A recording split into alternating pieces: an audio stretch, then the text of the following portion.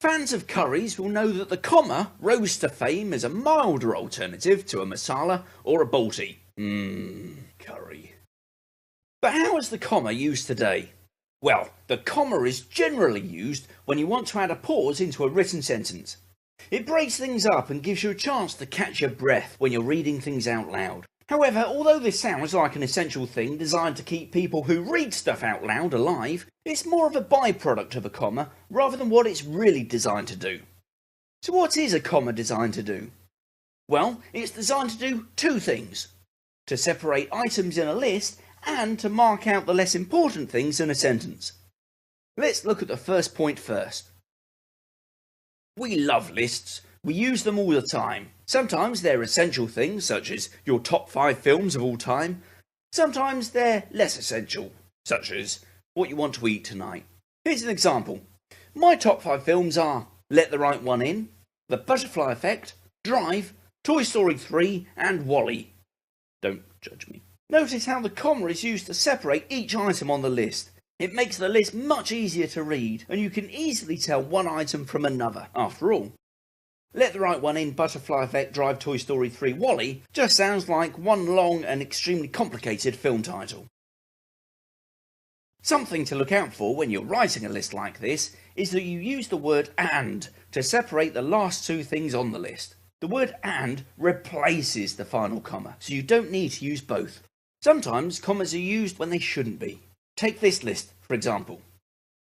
When I got to work, I turned on my computer, I checked my emails, I made a cup of coffee, and I got Steve to pick out the red M&Ms.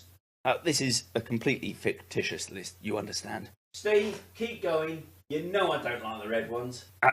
Where was I? Yes. In this example, each one of the commas should really be a full stop because each of the parts of the list could be a standalone sentence. If you want to make it fit into one sentence, then take out the I, so you're left with a list like this. So what about using the comma to mark out the less important parts of a sentence? Well, this is handy when you want to make your sentence more interesting by adding extra information, but you still want the reader to be able to easily tell which parts are important and which parts are just there to give some extra information.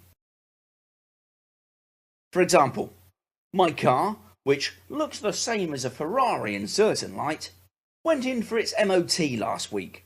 The sentence is all about my car and its MOT, and not about it looking like a Ferrari in certain light. This is just additional information. And a lie. A good way to check that commas are in the right place is to say the sentence out loud without the words between the commas to see if it still makes sense. My car went in for an MOT last week. Makes sense. So I know that the commas are in the right place. See if you can pop the commas in the right place in this sentence. Mary, who is training for the London Marathon, went for a 5-mile run with her dog this morning. Well, the dog pulled around the final few miles. It chased after a squirrel.